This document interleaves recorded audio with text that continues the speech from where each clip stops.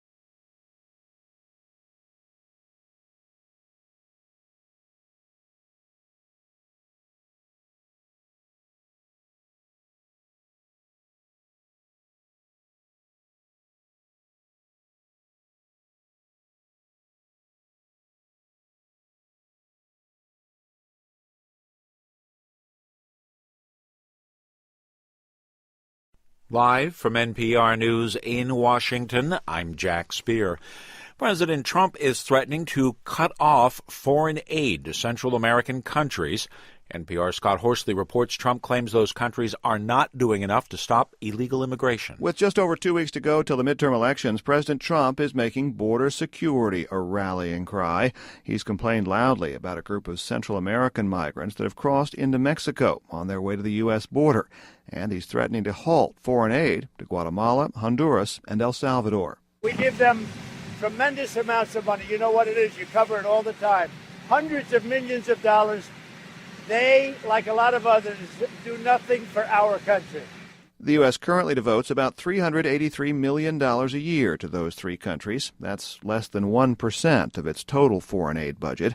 Critics say halting that assistance would only worsen conditions in the Central American countries, possibly driving more people to seek refuge in the United States. Scott Horsley, NPR News, the White House. Trump is working to boost voter support for his former presidential rival, Senator Ted Cruz, in Texas.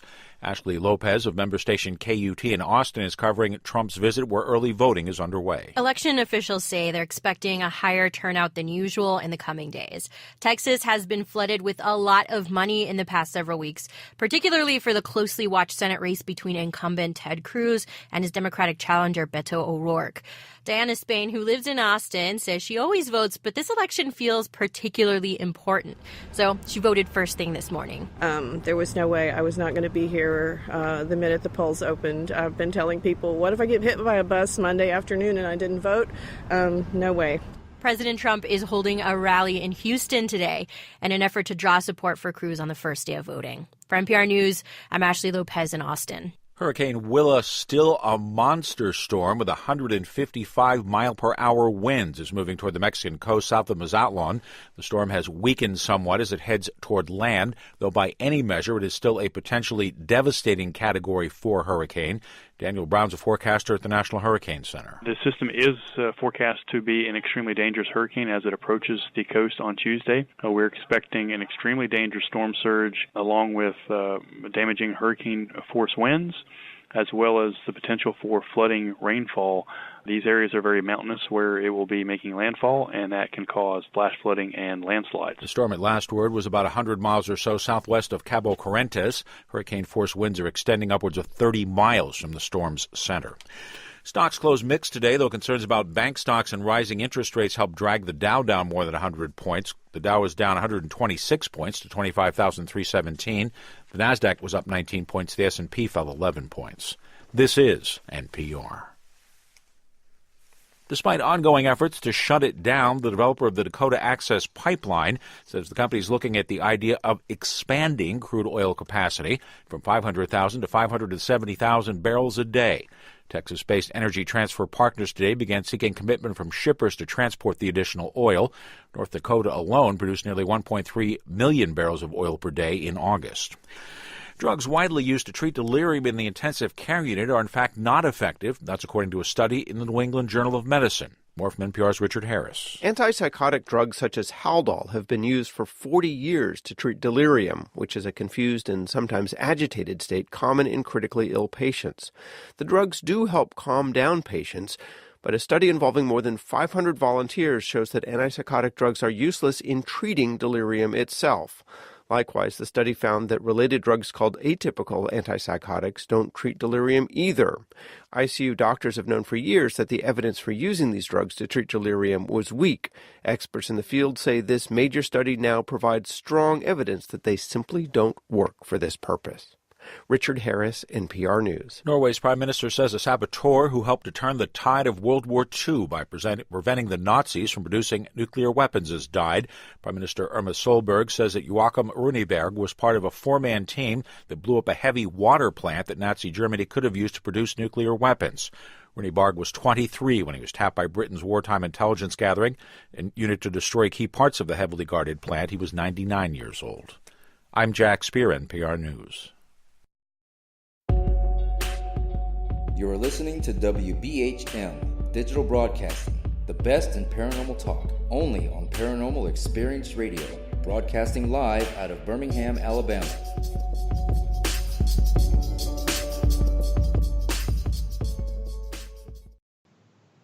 Welcome back to the Paranormal Pride. I hope everybody enjoyed that little bit of an extended break.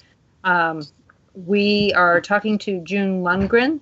She is amazing, and she is telling us, well, you guys missed out on the best part of the whole show. That's the breaks. We get to talk about all kinds of stuff that you guys don't get to hear about. So we have some questions in the chat, but we also have some questions in the room. What was your question, Dan? About Al Capone. Everybody says when they go through there that they feel or they see or they hear the spirit of Al Capone. And I was wondering if you picked up on anything like that. He's not actively there. He comes and goes. I mean, he'll be there off and on. He's not. We'll pick him up and come home. So. Yeah, he's kind of between there and I think it's Pennhurst.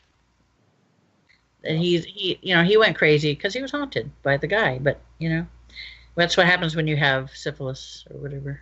Yeah, it eats your brain. Yeah, he was crazy. Yeah, Ron goes, he hates when that happens. Yeah, I'm sure. Because this guy did too. I ran into him just for a brief minute or two, and he's like, he decided just to pop in. And I'm like, okay, you're here. Goodbye. I wasn't interested in talking to him. He's such a violent, undisciplined person. I don't know. I don't like that. We have a question from Dara. We're going to clean up the chat. Do you remote communicate with animals? This is from Dara. Yes, if I have a picture. Okay, so Dara, if you need to have a remote communicate with any one of the animals at your shop, there you go. Dara works with animals. She is a tech in a animal hospital. Cool. So So she talks to animals all the time, That's but good. in a different sort of way. Oh, I usually donate my time for people for rescues and stuff like that. Because I live on a farm. At one time I had 8 dogs. So Well, Dara rescues a lot of animals and brings them home. And you're talking to the people here in this room have rescued a lot of animals. We lost one too. We lost one. yeah, I had to have my Cocker Spaniel put down. He was 14. He had an aneurysm burst in his brain. My cousin Kitty, she just said that they've been missing an animal for the last 10 days as a cat or a dog. A dog. Their dog's been missing for the last 10 days. So Send me a picture. Send a picture. So we'll find out where Wally is. Hopefully he didn't go to Walmart. We had a friend that found a dog at Walmart and they named it what did she name that dog? Sam. Yeah, Sam Walton. She named the dog Sam Walton. So that's a whole other story. So Kat, she asked a question in chat as well. And she said, when you realized you were merging with Ariel, how long did it take to realize it was a complete merge? Just a few seconds, because I could actually hear her thoughts and have like a separate conversation with her. And I picked up on everything that she's seen in all of her lifetimes, and on the other side, I can access and see. That, first of all, it's amazing that happened. Wow. The next question is from Carl. He's being chatty Cathy tonight, but thank you so much, Carl, for being chatty Cathy. What was your worst case? I think the worst case I ever had was I went on a case, a local case, where evidently somebody had done, satanic rituals. I got called in. They said, the animals were being killed and attacked. And I'm an animal person, so, that for me ranks up high. And so we got there like within 24 hours. And when I go in on a case like that, once I reach the place, that's where Wendy comes in. She's really good communicator. She's very diplomatic, and she explains everything. Me, the minute I hit the door, I head right for where these things are. Mm-hmm. And I don't really talk to the people much because I want to get the things gone. So I went outside and I told her to follow me, and I told her to stand over directly across from me, about 10 feet away. And the woman came out and said, "You know where you're standing?" I said, "Yeah." I said, "I'm standing on the edges of the pentagram." She says, "Yeah, that's what we found drawn in our backyard." And I'm like, "Yeah, I know." And I said, "It's coming from back behind you in the woods." So we ended up doing the removal. There were several of them, and clearing out the place so that they didn't lose any more animals. And they were attacking the animals. They were attacking the baby. So I think that was the worst because, it involved animals and kids. Oh, so my sister is here. Everyone say hi. Everyone say hi, Judy. Judy, what was your question for June? I don't know. You don't know? Okay. Well, then you better figure it out. I will. So another question in chat is from Dara again. She asks, if you can leave, why would you come back? Like Al Capone, if he could leave, why would he come back? They come back because it's like for him, he was in this prime. He was the big shot. He comes back basically to look over his, this is mine. I want to make sure everything's still intact, that type of thing. He leaves and comes back, but he's, for a while there, he was stuck in limbo, what I call limbo, going over his life and making amends for what he did. So he comes back to check. I don't know what the fascination is for prison, but whatever. I'm sorry, I just got a message from home and I'm a little concerned. So